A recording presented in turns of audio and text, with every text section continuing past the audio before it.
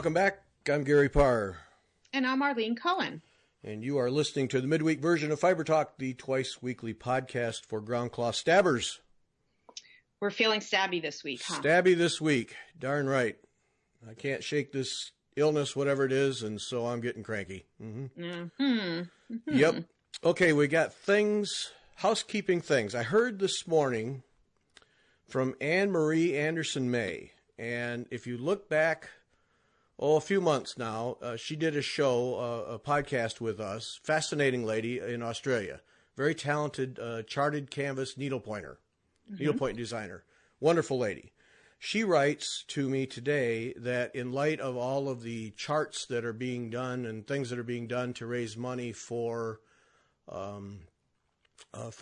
help with the Australian fire situation, she is offering her Pathways of Color for $3 Australian, which if I recall correctly, that gets it down to $250 US, somewhere in that ballgame. So it's less, it's cheaper US money. So $3 Australian on her Etsy shop. And I'll put a link in the notes for the show for that. And I'll also put a link to the podcast. So if you want to listen to it, because she's a tremendous lady. But anyway, so there's yet another way to help with the Australian fire situation and get a chart, Pathways of Color. Really talented lady. I really like her stuff. And $3, hey, $2.50, $3, whatever it is, that's pretty good. So you can help out there, and I'll put links. Anne Marie Anderson May Maye is her name. And the chart that you can get is Pathways of Color. And while you're there, check out our other stuff because you're going to like it. Yeah. So yet another way. And I'm like all proceeds go toward one of those organizations kind of thing. Yeah, some kind of something like that. Yeah. Got it. Yep. Got it. That's awesome. Yeah, that's that whole thing. That's the one thing I've pulled out of all of these efforts. Is that it seems that every one of them has been focused on getting maximum number of dollars to the cause. It's like every penny out of this I can send, I'm going to send. Yeah. And I think that's admirable because, that's one of the questions. If you donate to Goodwill or Salvation Army and all those, there's tables all over the internet of how much money actually gets to the cause. Sure. And a lot of places it's pretty disappointing how much gets to the cost. But in this instance here, boy, it's really been, if there's another penny I can send, I'm sending it. Yeah. And it's pretty cool, the effort. You look at Hands Across the Sea, she's at 40,000 plus. It's amazing. Dollars. It's amazing. That's just incredible. And see, and you look at that one, just to pull that out because it's been the biggest contributor. Was I think $42,000 Australian that she's contributed, or the Hands Across the Sea. I shouldn't say she, meaning Nicola. I mean, it's that whole team of people that's made it happen. But then the other part is the two shops, the Attic, and then I know I was going to forget the other name, the Canadian shop. Anyway, when you buy the kits now, they're contributing a percentage. So on top of that 42,000. Is going to be more money from the kits. Yeah. It's just a tremendous effort and really it's a tremendous thing, but with in effect minimal effort in relative terms. It wasn't some big product or big production. Nicola put together a chart, made it available for PDF, and people have supported it. Yeah. And it's tremendous. It's just tremendous. It's wonderful to see how the needlework community has come together. Yes. Through all these efforts. Yep. And the power that this is just wonderful. Yeah. Well, the design from Sassy Jacks, and I'll be done with mine tonight. Been banging away, but boy, you can see the number of finishes on those is increasing rapidly. Yep. And like you said, coming together. People say, all right, I'm going to stitch this, and so Kim can give more money. That's growing, but just in the last couple of days, it seems like, it's just getting to be a pretty steady stream. Here's mine. Yeah. Yep. So no, mine, I got to do I think it's a kangaroo on the left. I got to get that. That's all I have to do, and mine will be done. All right. So, yep. Because I know you and Vonna set some goal deadlines for yourselves. So. Well, all right. Let's rephrase that. Vonna set deadlines for us. Don't be putting that on me. Well, but if I was listening correctly, I think you agreed to them. I did. Okay. That was peer pressure, though. Okay. Pure pressure. Right. Yeah. Yeah. Who's going to say no to Vonna, you know? Yeah. Yeah. No. So, no, mine will be done by Friday night. Yep. It'll be done by Friday night. Yep. Guarantee. Actually, it better be done tonight. I'm pretty close. So. Okay. Good. Yeah. Oh, that was another one of those. It's such a small little design. One night I'm sitting there, I'm just flying along, and I haven't looked at the back side in a while. I probably ought to flip this thing over. There were 2 giant knots that I didn't catch. Had to undo a whole bunch. It's like, you gotta be kidding me. Now, and I thought, why? Why did you have to undo them? Because it's me. It's me. I can't help it. Because I said, that's exactly. All right, wait a minute. This is a quick thing that I'm doing to help raise some money. Why are you bothering? Yeah. I can't. And I thought, okay, then I'm not going to bother. 3 stitches later, no, I got to bother. I got to. Yeah. No, I can't. I just can't do it. It's just not in me. So there are no knots in the back of my my piece. Okay. I trust you on that. Yeah. Yep. Yeah. But this whole effort across the hobby has been fantastic. It really has. And you look at it in the bigger picture, the global picture of contributions of millions of dollars from people and movie stars and all that stuff. And you look at the needlework community in relation to all these other things is just really nothing in terms of size. Sure. But look at what people have done. Exactly. We're not movie stars with millions of dollars. We're on the ground, real people who are each contributing what we can in the ways that we can. And that alone makes a big difference. Yeah. I think, and that's almost the best part of it. Yeah. Yeah. It's just, I agree. Just real people doing what they can to make a difference. Mm-hmm. And that's so cool. It's not, I got 50 million, I can cut a check for 1 million. Well, I can scare up $5. Yeah. Here you go. And it's pretty cool. It's pretty cool. And I have to, the Nicola chart, Jane Marshall. Mm-hmm. Yeah. At the attic, Jean has a model stitched on 5360 linen. Ooh. With surfing. Okay. Thread, which is like hairs. Uh-huh. Arlene. You going to do it? Oh yeah, I already ordered it. I saw it. I said, Jean, I have to have that. Arlene, I cannot tell you. It's just this little, it's 4x6, 5x7 sampler on that size with the thin little threads and stitched by Jean, which of course is utter perfection. But oh, Arlene, oh, I just stood there. It's like, wow. Because, I'm in a shop full of probably thousands of samplers, antique and reproduction of all sizes, all types. And there sits that little thing, and I'll tell you, none of them mattered. It's just beautiful. Okay, no, wait. Tell me again the size of the fabric. The 5360, so 53 by 60 threads. Okay. Linen. And don't ask me the color. I don't know. No. And then stitched over 2? Yes. Okay. So you do realize that you could get just like 30 count fabric and stitch over 1 and get the same size. Yes. Okay. Yes, but it's beautiful. Okay. I believe the thread is beautiful. Yeah. Oh, wow. No, I know, Arlene. I know. Okay. I'm doing the math, and I'm also wondering, what are the chances of being able to do it math over 1? Math teachers are annoying. No. Like, could you do it over 1? Like, I have this 55 count Zweigart fabric, that I've done. I've posted a couple of necklaces that I've made, and I'm not saying I'd want to do a whole sampler on that because it kills my eyes to do it. But it's an interesting challenge. Yeah. Yeah. Oh yeah, you could definitely do that. Yes. Yeah. Yep. Wow. No, I ordered it. Send it. All right. Send it, Put Gene. it on the put it on the list. Is that also going to get completed in 2020? You know, Arlene, I really like you. You know. Just wondering. I will follow up on that one. I would. Yeah, you just keep tabs on that. Well, I don't have the material yet, so I can't start. So. Of course, yes. Yeah, okay. You just keep tabs on that, Arlene. I will keep tabs on that. No question about it. Put that on your little chart. Yes. Mm-hmm. I want to see it. I want to see a beginning. I want to see it.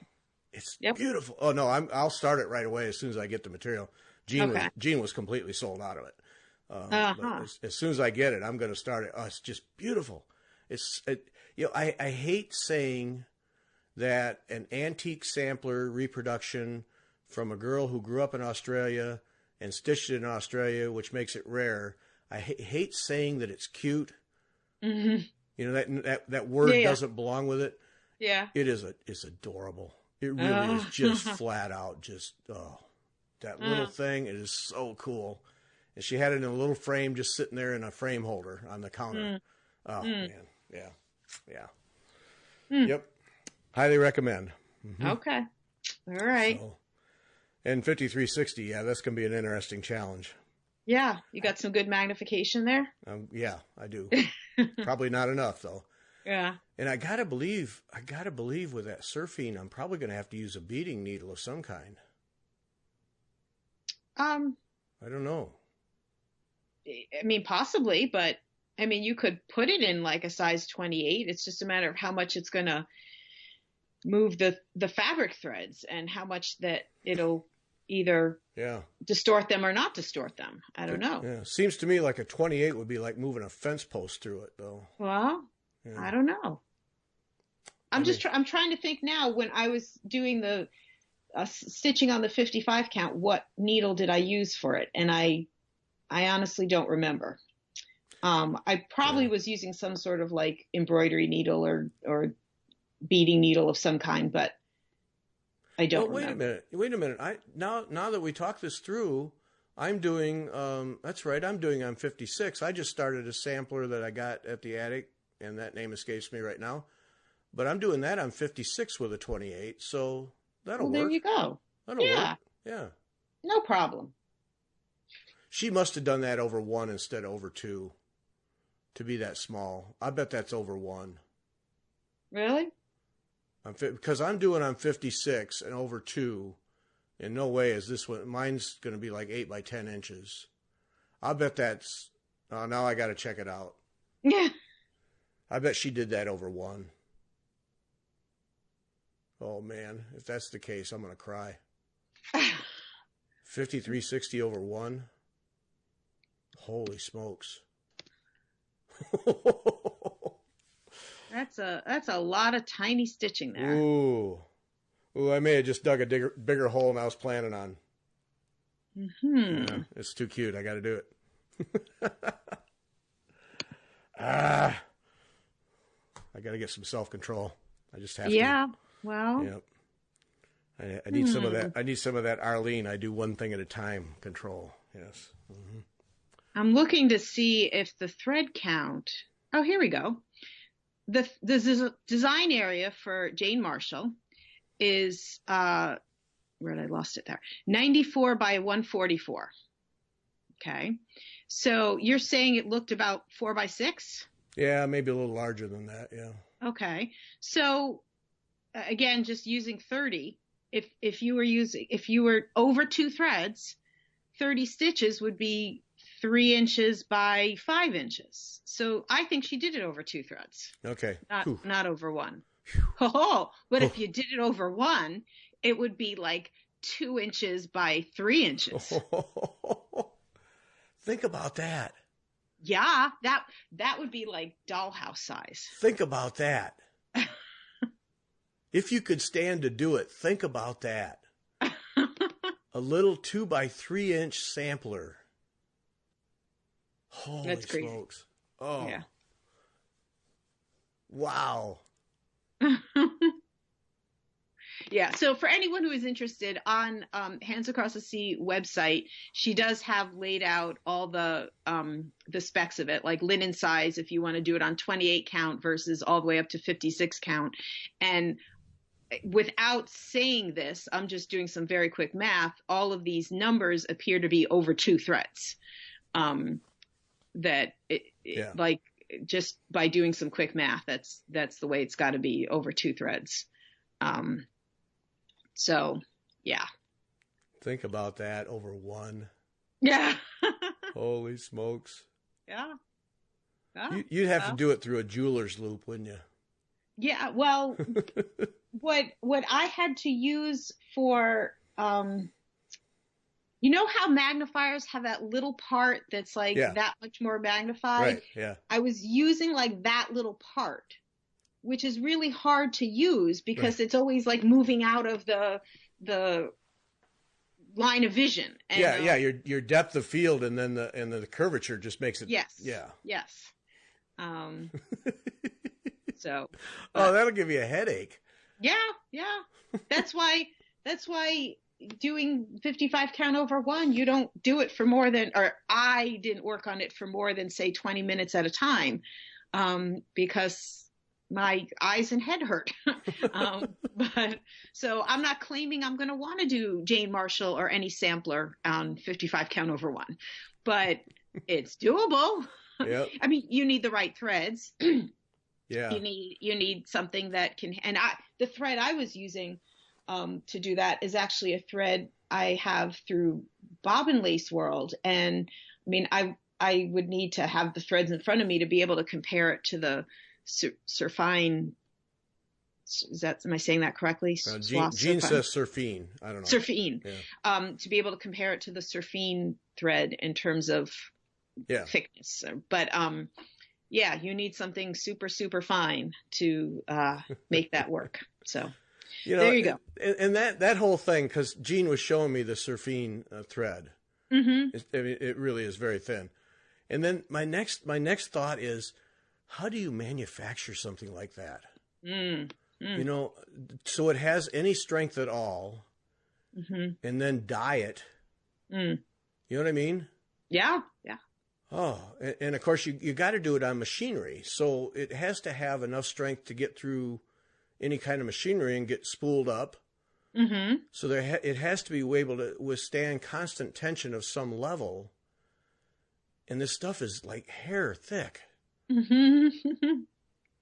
Yeah, so my mind says, oh, I got to see how they actually make this kind of stuff. Because it just, that in itself is an art or science or both.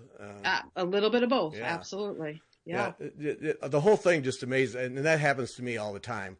Wow, look at this thread. This is cool. Look how beautiful it is on the thing. How do they make this stuff? You know what I mean? And how because you're making it, but you got to keep the diameter, the thickness consistent. And you don't have much to work with. Nope, not at all.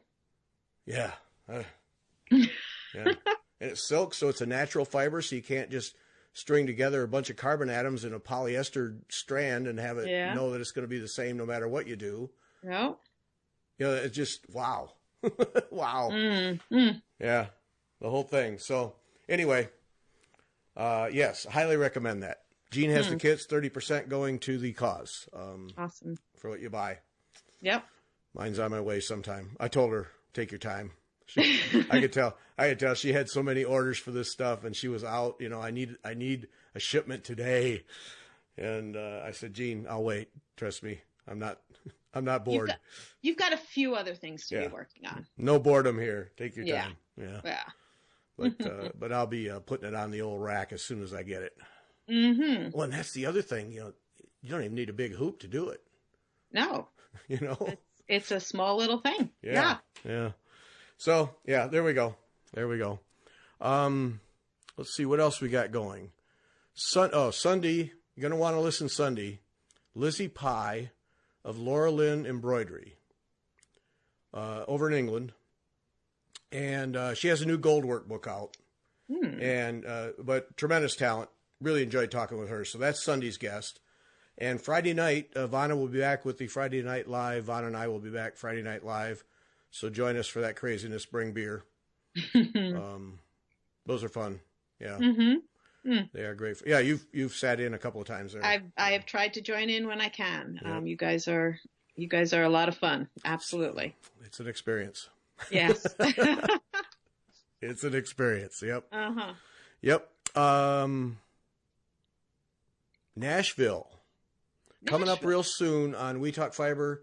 We're already starting to get some of the designs from designers, trying to accumulate as many of the designs that will be introduced at Nashville on the WeTalkFiber.com website. So I have a special section there, and already starting to get a couple in. So those will be going up real soon. And you're working on, how many designs are you working on that you're going to introduce at during the Nashville show? I will be introducing 4 designs at the Nashville. Yes. So I shared this on a recent FlossTube video that I am going to go to the Nashville Market this year as a visitor. I don't have my own vending room, but my designs will be there in the Hoffman Distributors room. So I do have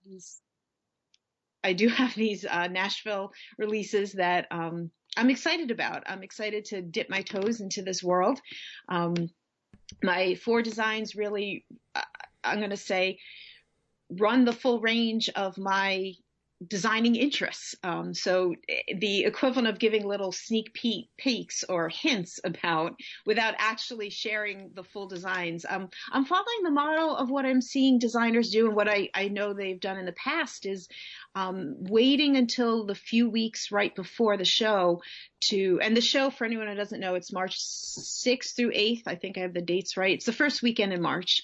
And designers have certainly already started sharing sneak peeks. I know on Instagram, I've seen hashtag Nashville Needlework Market, hashtag Needlework Market, Nashville Needlework Market 2020. There's a few variations, but you can follow a few different hashtags to start to see some of those sneak peeks.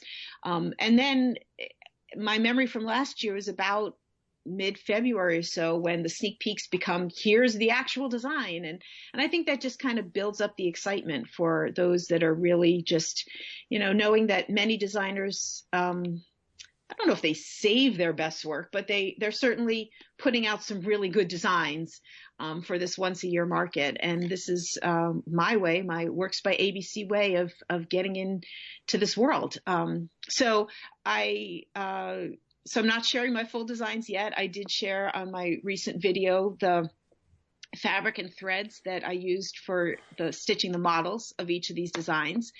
And I'm excited to be a part of this. I'm hoping that as a visitor, I'm looking to learn lots of things, talk to designers, talk to store owners, learn what it's all about to be a vendor there, and see what the future brings for me.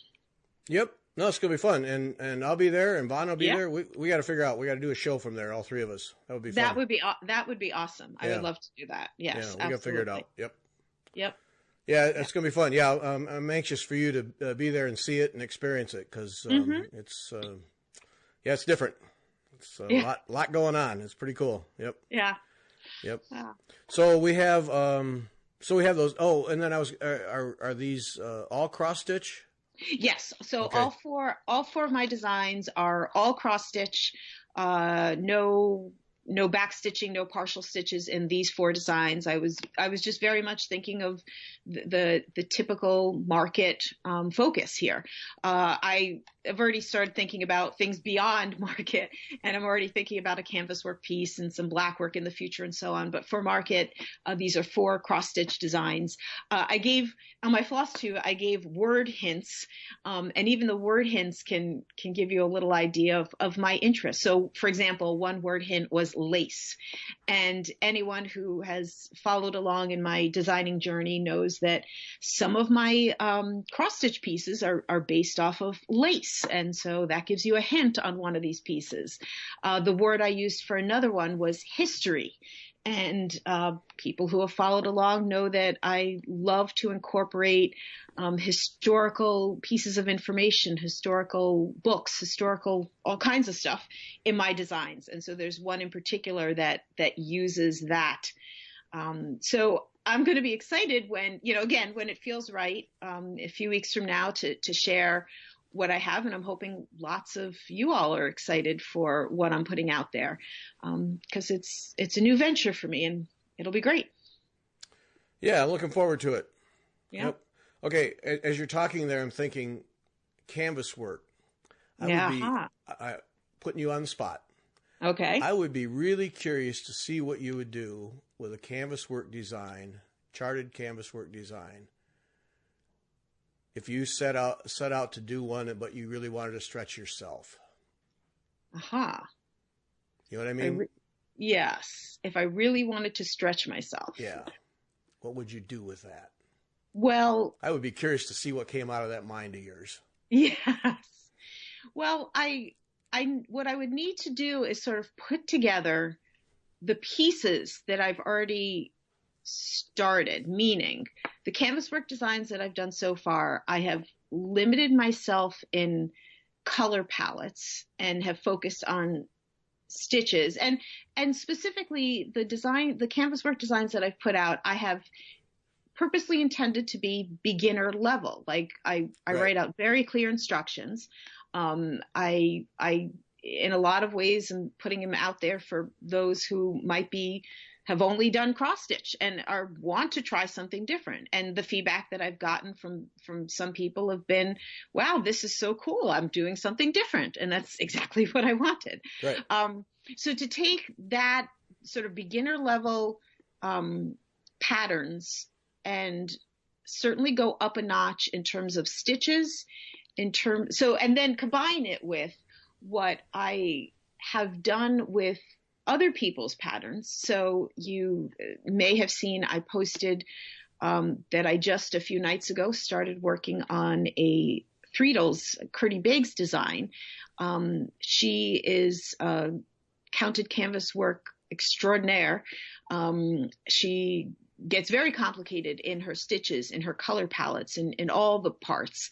And I admire all of those. And so I sort of aspire to doing some of the combinations of complexity that she has. And I haven't done those complex pieces yet. But maybe might want to go there in my own designing. I just, again. See, that's what's in my head. Cause I want to ask you about the Curdy Biggs one that you're working on now, but see, this is where I think it would be fun. And I'm just saying this, certainly. Sure. I'm not applying any pressure, but just because, your canvas work ones have been aimed at a level of stitcher. Yep. But you have such a diversity of technique skills with bobbin lacing thrown on top that you have a different mindset. And I just wonder with a canvas and all the stitches that are available, I just wonder what you'd do. I think it'd be fun to see. Yeah. And it's not just the stitches, it's also the threads. Right. And that's the different textures that you get from the threads. Right. That adds another layer to it. And again, with the pieces that I've designed so far, I haven't brought in different threads because I've wanted, again, to gear them toward a beginner.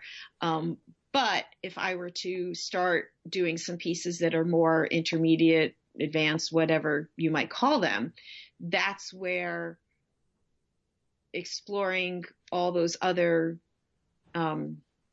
things, the different threads and how those come into play, and how the color palettes can explode into all kinds of other things. I'm thinking about like how quilt patterns, when you take the same shapes and depending on what color fabrics you use, you could get a totally different design. I'm just picturing a log cabin quilt is just straight vertical and horizontal lines that are surrounding usually a center square. But I've seen so many variations of log cabin quilts that the overall design can be so different depending on where you've put your light and dark fabrics. And that kind of look has such appeal to me when it comes to translating it to thread, where you might put, for example, light and dark threads, or threads that are the metallics, the shiny versus the matte, the cottons or similar. Exploring some more of those kinds of things is an exciting idea for me. And, it's sort of in the back of my head to do some of that work. Absolutely. Yeah. Yeah. Well, there you go. Yep. One of those to start, hang up on the wall, and every now and then you just, yeah. If I did this or I did that. Yeah. Yeah. No, absolutely. Yeah. I bet the Arlene Cohen mind could come up with something pretty amazing. Well, I don't know. We could see about that. I do. You have a unique view of the world, and I bet it would be pretty cool. Well, thank you. I'm not going to put it on the list and check on you. Okay. Thank you. I'm just bringing it up. Okay. All right. No pressure for me. Just a thought, All right. Just a thought. Just a thought. Yes. And speaking of that Curdy Biggs thing. Yes. Okay. Now, and this is going to sound ridiculously sucking up, but one of the coolest things I think I've seen certainly in charted canvas work, but in needlework in general, was what you did with that last Curdy Biggs thing.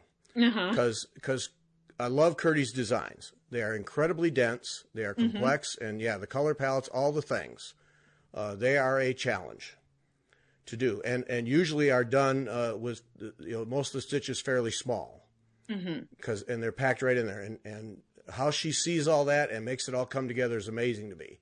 But what you did that last time where you pulled things out and came up with a completely different design, I still marvel at that. Every time I see it, I just marvel at it. And I'm not saying it to suck up to you. I'm just telling you that I'm just telling you the truth. I just really think you did something special there.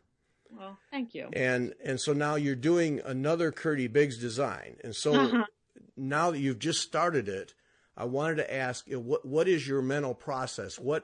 How do you start? Because you're basically deconstructing a very dense, complex design and making it into your own. And this gets to that whole thing of nobody has to stitch what the designer put together. You can you can make it your own. You can do whatever you want. Nobody ever said you must stitch the way they did it with the threads they did it, ever. And that one that you did before, it was a classic example of what can happen if you use that as the base and then do your own thing. And now you're doing that again. So help me. What goes on in your head? How do you see things? What happens to you? Well, just to give a little background of why I started that, so the last few months I've been stitching a lot of cross stitch, a lot of my own designs in this preparation for Nashville. I was thinking a lot that I needed to do some canvas work. I wanted to do another small one of my own designs. And then I was thinking I need some more inspiration than what I can pull together for myself. And this was just the right moment to turn to somebody else for inspiration, to just work through another complex canvas work design piece, hit on all those wonderfully complex stitches and see what I can take away from that in terms of inspiring me for down the future and provide a little bit of a break from what I've been stitching on for the last few months. So, loving that what I had done with the Curdy Biggs piece, which is called Cathedral, I pulled that out and was just looking at it for a while and, had sitting with it the bag of leftover threads and beads, because there's a lot of beads in it, and just realized that, so it's a piece that I limited the color palette to basically navy, dark blues with gold. And I started to get this idea of, what if I did another one where the gold was there, but this time the color was a different color, and and I went with red.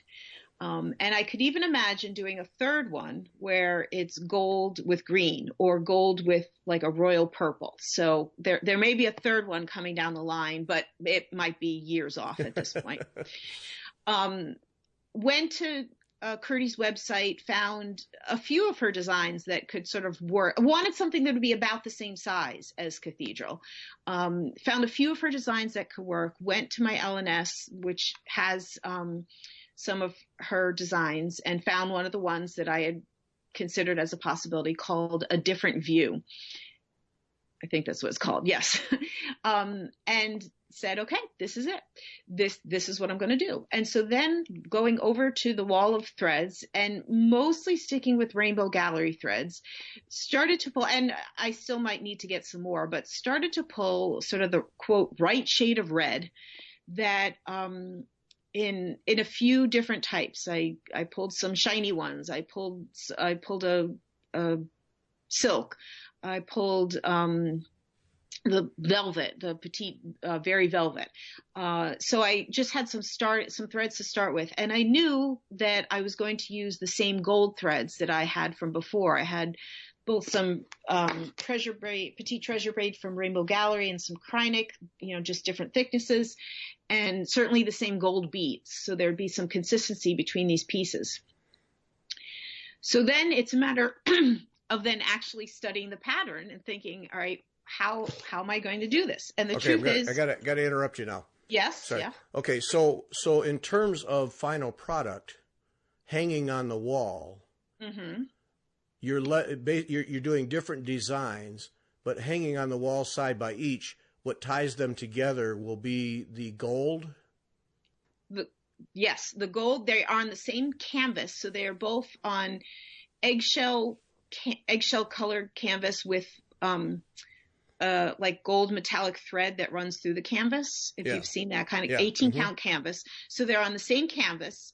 My vision is that they would certainly be tied together because the gold will be consistent through them, and you would see one is clearly solid blue, or the blues are the strong color. The other one would be reds, would be the strong color.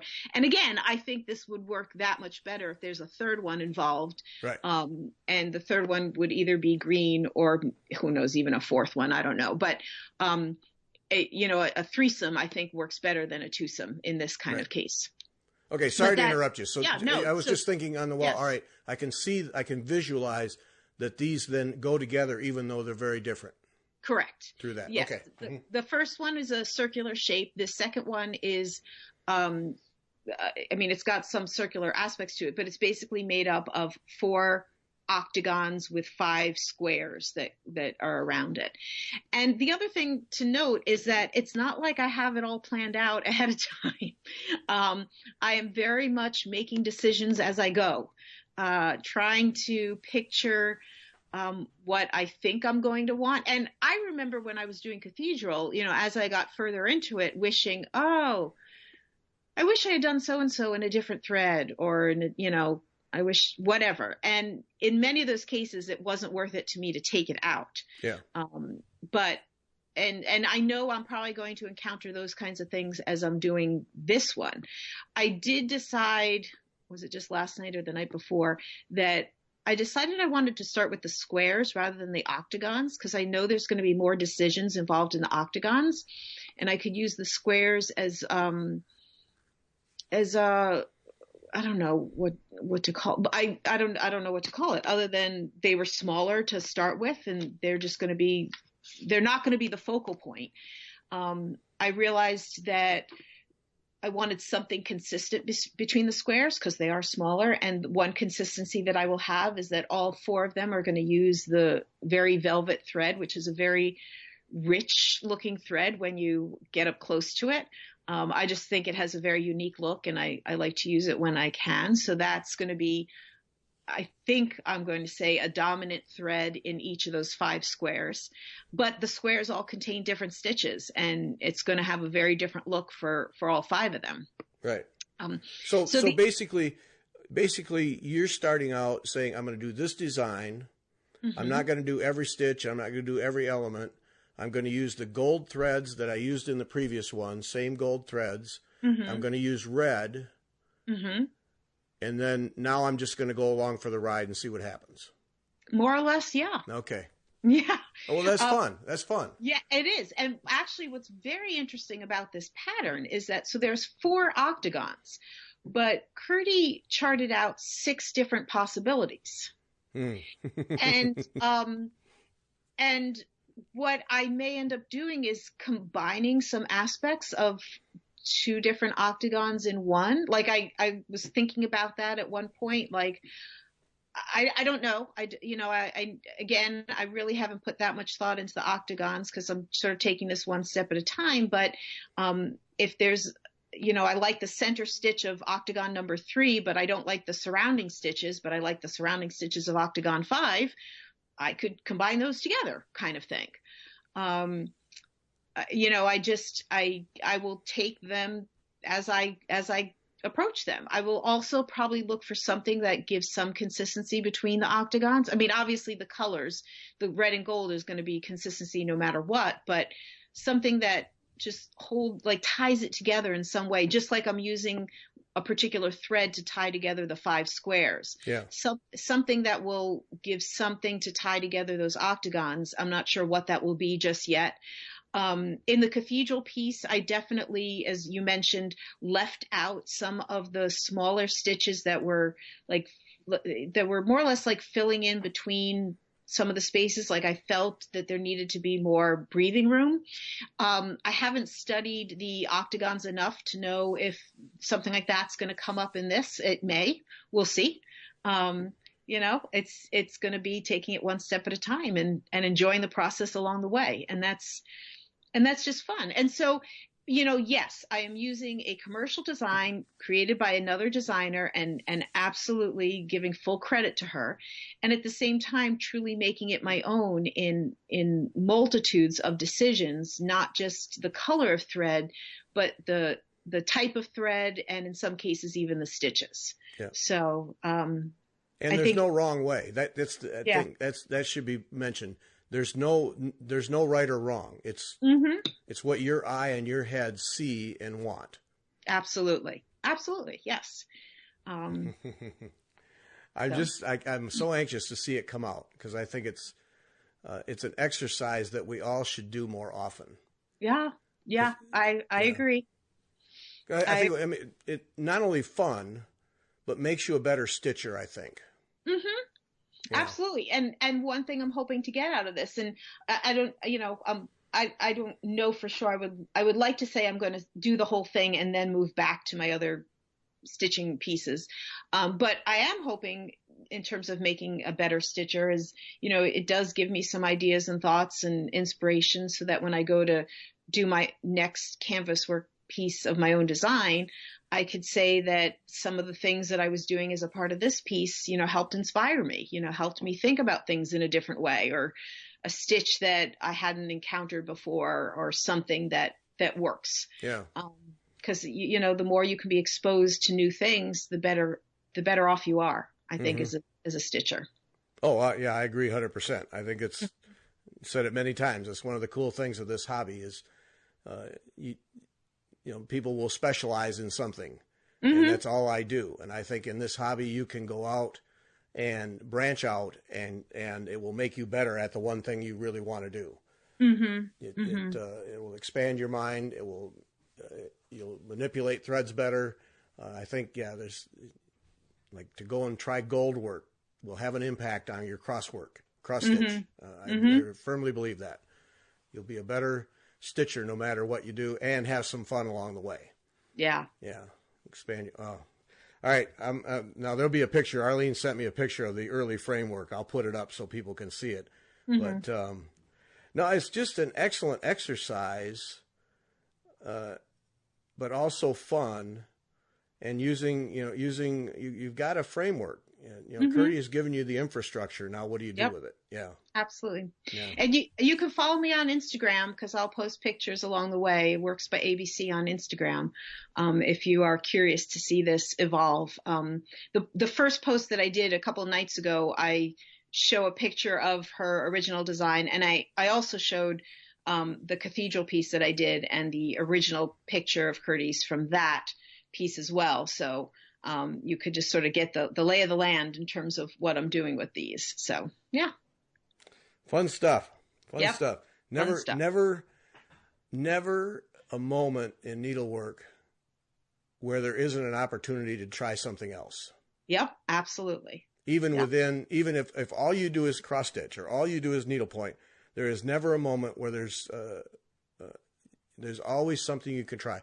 There was a sampler at the attic. It stopped me. A sampler at the attic where a small area of it was turkey work in a cross stitch sampler. A reproduction cross stitch sampler. And there was all this fluffy stuff. And I said, "Is that turkey work?" She says, "Yep." I said, "That ain't normal, is it?" "Nope." She said, "Not, this one's fairly unique." And turkey work in a cross stitch sampler is weird, but the young lady who did it made it work. It works great. But there's that if you'd done some needlepoint with some turkey work or counted canvas or whatever, then you might come back to a sampler and say, I think I'm going to do this grass and turkey work. Yeah. And put a whole new dimension to your sampler. And that's where to me, that was an example of going somewhere else and doing a different technique pays off in the home technique, if you will. Yeah. Absolutely. Yeah. All right. That's going to be fun to watch. I'm curious. Yeah. And no pressure. You're not putting any pressure on yourself. It's just something you're going to plug away at. And yeah. Yeah. Yep. Just something, a fun stitch. And for the few days that I've been working on it so far, I've been very much enjoying it. I just, it's just a fun thing to be stitching on, which I am glad to have. Absolutely. Yep. Yeah. Pretty cool. Yep. Always fun. Yep. All right. I think we're going to call it right there. Okay. I think we are. All right. Yep. Always a blast, Arlene. Thank you. It's always fun to talk to you, Gary. Yeah. Worksbyabc.com, YouTube, FlossTube. Just look up Arlene Cohen on FlossTube if you don't already subscribe, and it'll come up. It's the only one. It just comes up. And subscribe. Yep. Always something to learn in her FlossTube videos, I guarantee you, every time. Oh, thank you. I appreciate that. Friday night, Vonna and I are live. Sunday, Lizzy Pie of Laurelin Embroidery. Thanks for listening. Take care.